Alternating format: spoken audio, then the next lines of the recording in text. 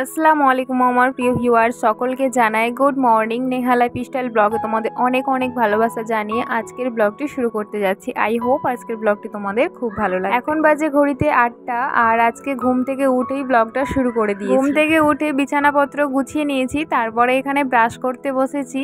আর আমার ব্রাশ করতে অনেকটাই টাইম লাগে, অনেক টাইম ধরেই ব্রাশ করি, না হলে আমার মনে হয় যে আমার ঘুমটাই ভাঙেনি।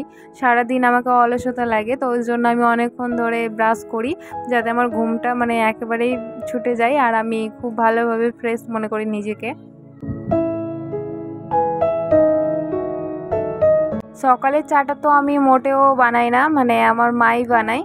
আমি খুব কম, মানে কি বলবো তোমাদেরকে, ভুলে কোনো একদিন যদি আমি সকাল সকাল উঠি তাহলে আমি সকালে চা বানাই, তাছাড়া আমি সকালে চা বানাই না, কারণ আমি লেট করে ঘুম থেকে উঠি। আমার মা সকাল সকাল উঠে যায়, তো ওই জন্যই আমি চা বানাতে পারি না। ঘুম থেকে উঠে শুধু আমার চা গরম করতে হয়। তো চা গরম করে নিয়ে এখানে চা খেতে বসে গেছি। তো চা খাওয়া হয়ে যাওয়ার পরে মা এখানে সকাল সকাল সবজি নেয়, আর আমাদের বাজার থেকে সবজি নেয় না, আমাদের গ্রাম থেকে নেয়। আমাদের বাড়ির পাশে বিক্রি করতে আসে সবজি। দেখতেই পেয়েছো তোমরা এর আগে ব্লগে যে আমাদের জানলার থেকে সবজিওয়ালাকে দেখতে পাওয়া যাবে। জানলার ইচ্ছে যদি হয় যে আমরা বাড়ি থেকে না বেরোলেই জানলা থেকে সবজি নেবো, তাও আমরা নিতে পারি। তো জানলা থেকে তো নিই না, বাড়িটা তো একেবারে রাস্তার ধারে বলে আমাদেরকে বেরিয়েই নিতে হয়, কিন্তু জানলা থেকে হাত বাড়িয়ে কতবার পয়সা দিয়েছি সবজিওয়ালাকে। তো আমাদের বাড়ির পাশেই সবজি বিক্রি করতে আসে, তো ওই জন্য মা বাজার থেকে কমই নেয়, টাটকা সবজিটা আমরা বাড়ির পাশেই পেয়ে যাই। আর আগে আগে বাজার যেত বাবা, তো বাবা নিয়ে আসতো বাজার করে, অনেক গাদা গাদা বাজার করে নিয়ে আসতো। এখন তো বাবা বাড়িতে থাকে বলে বাজার করতে যায় না, তো ওই জন্য মা এখান থেকে নিয়ে নেয় সবজিটা।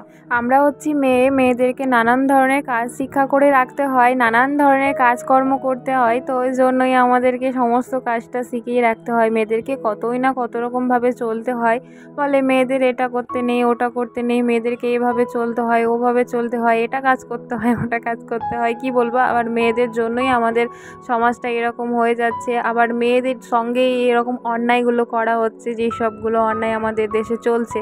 তো কি আর বলবো, মেয়েদের সব জায়গাতেই মেয়েরাই অপরাধী এমনটা দেখাচ্ছে আমাদের, মা বাবা বলো, আমাদের পরিবেশ বলো, যাই হোক, মা বাবার দোষ তো আর দেবো না, পরিবেশটা এরকমটাই হয়ে এসছে শুরু থেকে বলে আমাদের এরকমটাই মেনে আসতে হচ্ছে। তো মেয়েদেরকে সমস্ত কাজ গুছিয়ে করতে হয়। আর আমি আমার বাড়ির সমস্ত কাজ একা হাতে করে আসি, ছোট থেকে করে আসি।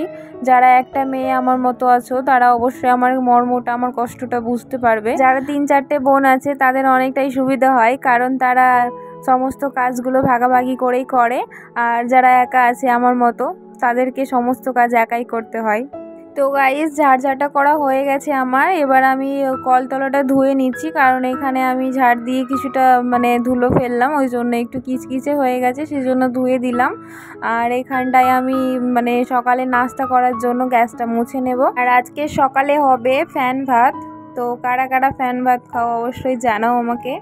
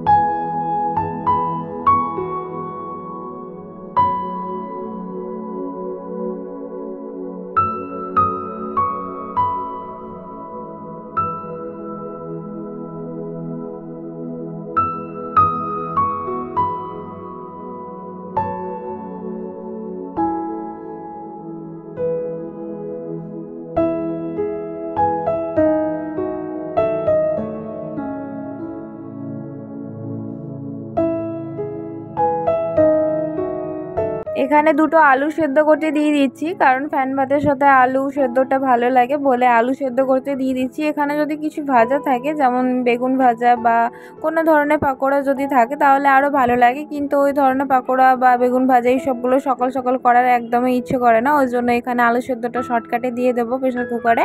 চাল তো ধুয়ে দিয়ে দিলাম, দেখতেই পেলে। চাল ধুয়ে দেওয়ার পরে এখানে দুটো আলু ছিলে দিয়ে দিলাম।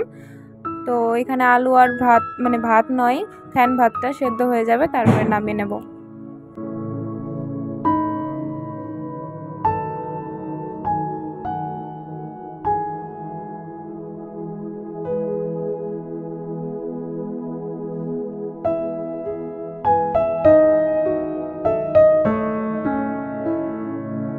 ফ্যান ভাতটা অনেকক্ষণ টাইম লাগে সেদ্ধ হতে, ওই জন্য আলুগুলো আগে থেকে বের করে নিয়ে এখানে আলুটা মাখিয়ে নিলাম।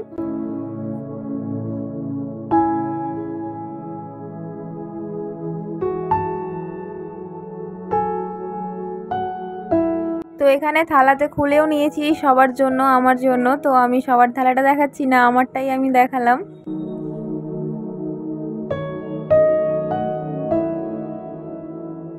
সকাল সকাল চলে এসছে আইসক্রিম বিক্রি করতে, তো আমিও একটা বাটি আইসক্রিম নিয়ে নিলাম। এখন বাজে ঘড়িতে 11:30। মা রান্না বসিয়ে দিয়েছে, তো মাকে আমি এখানে সবজি কেটে দিয়ে ধুয়ে দিচ্ছি।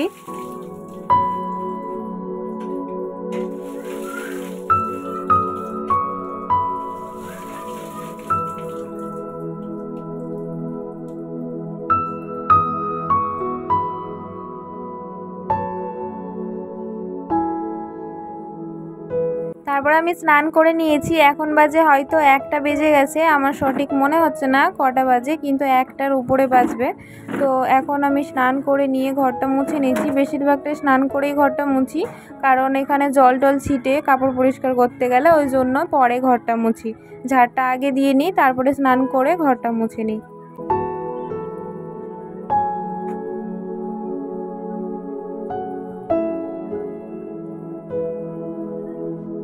আর গাইজ, আমি স্নান করার পরে ভালোভাবে চুল মুছতে পারি না। এটা আমার সব দিনের অভ্যাস, আমি ভালোভাবে চুল মুছতে পারি না। সে কারণে আমার চুল দিয়ে অনেক জল ঝরে আর পিঠটা ভিজে থাকে। সেই জন্য এখানে আমি আরেকটা গামছা, মানে শুকনো গামছা দিয়ে ভালো করে মাথাটা বেঁধে নিই, যাতে জলটা ওতে চুষে নেয়। তারপরে এখানে মা ভাত বেড়ে নিয়েছে, ভাতে আছে চিকেন, শাক আর একটা কাঁচা লঙ্কা।